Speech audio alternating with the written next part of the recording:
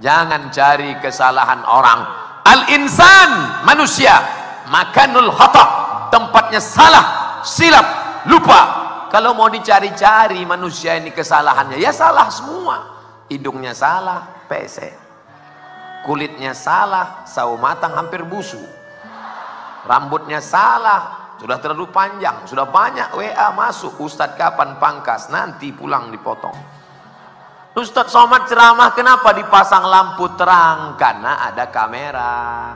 Kalau lampunya tidak terang nanti Ustadz wajahnya hitam. Orang jadi ngejek. Anian nih Ustadz kalian aliran sesat kan mukanya hitam. Tapi kalau dipasang cahaya, hebat ya video Ustadz di Palu tadi malam, bercahaya wajah Ustadz Somad. Lampunya 2, terang benderang. Saudaraku, tapi ini bukan pencitraan, tidak. Ini supaya nanti orang di YouTube, ini kamera banyak, 1, 2, 3, 4, 5, 6, 7, 8, 9, 10. Ini yang pakai tiang, belum lagi yang pakai tiang tangan. Capek sebelah, ganti sebelah. Capek sebelah, masukkan ke kantong. Saudaraku yang dimuliakan Allah Subhanahu wa Ta'ala, saya selama ini berceramah, tabligh akbar, orang banyak, dinaikkan drone ke atas, ditampakkan, ramai. Ternyata Abdul Somad menceramahi orang yang sudah baik. Betul? Ini yang datang nih orang baik-baik semua. Abdul Somad menceramahi orang yang sudah baik, orang yang sudah sholat, orang yang sudah ngaji. Tadi sore saya diperlihatkan bahwa Abdul Somad bukan apa-apa dan bukan siapa-siapa. Dibawa naik ke atas bukit. Indah Pak Ustadz, indah melihat kota Palu dari atas bukit. Masya Allah, seperti bulan sabit memeluk laut. Indah, ada jembatan kuning dari atas. Loh, itu tadi kita lewat di sana. Ya Ustadz Somad. Tapi ada yang lebih indah di atas, melihat anak-anak suku Da'a sedang berselawat. Melihat mereka yang dari rumah kayu mendapatkan rumah batu. Saya tanya, Habib Saleh, Habib Rotan, berapa lama ini dibangun Habib? 20 tahun Ustaz. Dari mana bantuannya? Dari Allah Subhanahu wa Ta'ala. Yang sebelumnya tidak mengenal Allah, berdakwah menjadi la ilaha illallah. Berapa banyak ini Habib? 1.500 yang ada di sekitar sini Ustaz Somad. Yang agak jauh sedikit sekitar 5.000. Ustadznya dari mana? Dikirim anak-anak yang dididik menjadi imam, pandai memandikan jenazah, bisa salat, bisa jadi azan, muazin, menalkinkan mayat. Dikirim mereka ke daerah, 5.000 dalam bimbingan kita. Alhamdulillah, kalau begitu tugas sudah selesai. Belum Ustaz Somad, masih ada 17 lagi. Oh, masih sedikit Habib, 17.000 lagi. Begitu lembut bahasa Habib. Habib tidak mendoktrin saya. Ustaz Somad, kamu salah selama ini. Kamu ceramah di kota besar aja. Kamu ceramah di ibu kota provinsi saja. Kamu ceramah di Masjid Agung saja. Bukan begitu cara beliau, lembut. Dibawanya naik-naik ke atas sampai turun ke bawah. Saya berpikir ternyata aku selama ini belum berdakwah. Selama ini kau Abdul Somad cuman menceramahi orang baik, yang sudah baik, yang sudah pakai jilbab. Sudah pakai jilbab semua. Ada yang tak berjilbab, rupanya laki-laki.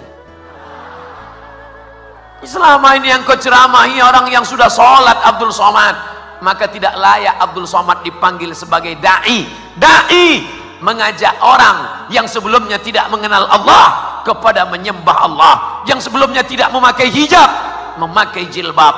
Itulah da'i, itulah yang mengajak. Ud'u ila sabili rabbik, ajak orang ke jalan Allah. Kita bukan mengajak orang ke jalan partai, bukan mengajak orang ke jalan golongan, bukan mengajak ke jalan mazhab. Kita mengajak orang ke jalan Allah. Hari ini kedatangan saya ke Palu memang betul-betul menusuk jantung sampai ke pangkal hati.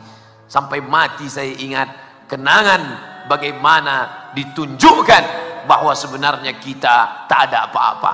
Yang selama ini membanggakan diri, kalau sudah dikirim Ustadz Abdul Somad 1 juta viewer, kata dia.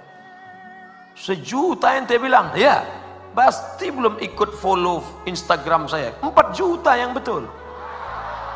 Nah kan, mulai datang sombongnya kan. La yadkhulul jannah, ingat Ustadz Somad, la yadkhulul jannah, tidak masuk surga. Siapa yang tidak masuk surga itu? Man kana fi qalbihi, siapa yang dalam hatinya mithqala habbatin min khardalin min kibrin, ada sombong sebesar biji sawi. Ada saja dirimu merasa sombong sebesar biji sawi, kau tidak akan mencium bau surga. Mudah-mudahan kita selamat dari kesombongan itu insyaallah. Ini Ustadz Somad ceramah aja kan, pandai ngomong aja, jangan sombong, jangan sombong, jangan merasa diri tinggi, jangan merasa diri hebat. Dia sendiri tempatnya tinggi, kami di bawah. Tempat ini dibuat, kan nggak mungkin saya ceramah di bawah, dibuat saya ceramah di atas supaya ibu-ibu, bapak-bapak bisa melihat, oh ternyata Ustadz Somad itu ada di alam nyata. Ternyata dia jelas manusia, dia rupanya. Kami sangka dia selama ini transformer, Robocop. Saudaraku yang dimuliakan Allah Subhanahu wa taala, tema kita malam ini adalah mengokohkan ukhuwah.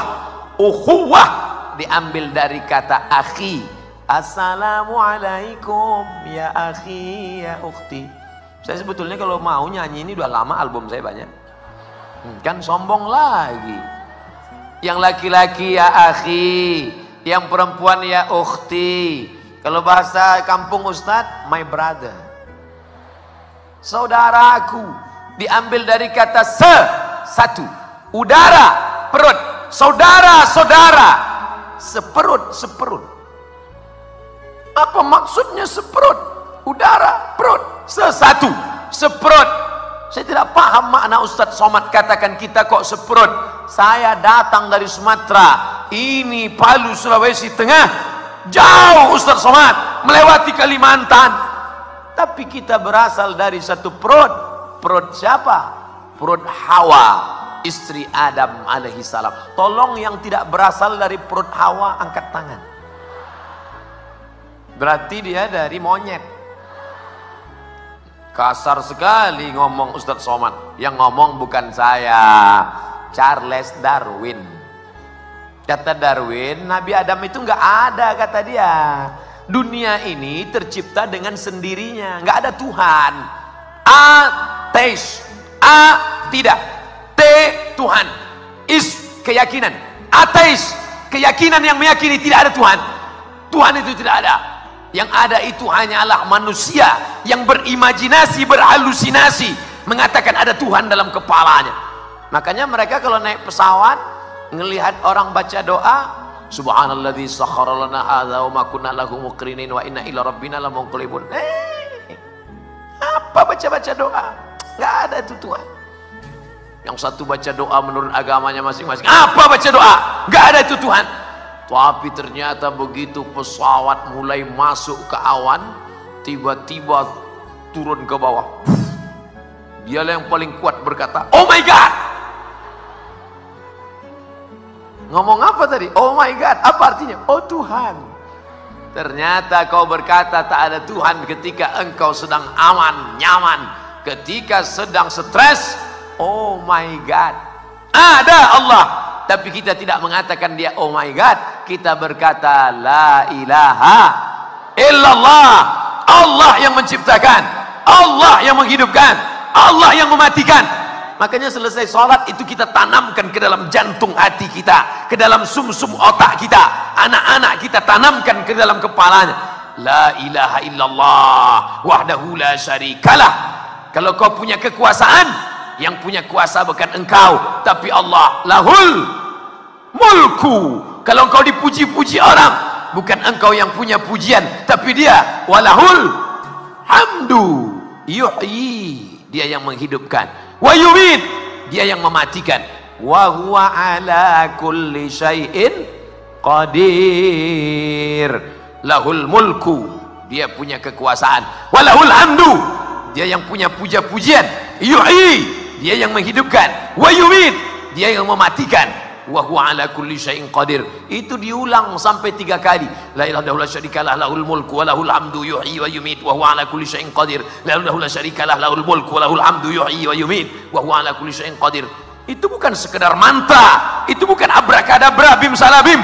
ditanamkan ke dalam hatimu, ke dalam jantungmu, supaya engkau bisa berkata di akhirat nanti bahwa kau tidak punya apa-apa. La haula wala quwata illa billahil aliyil azim.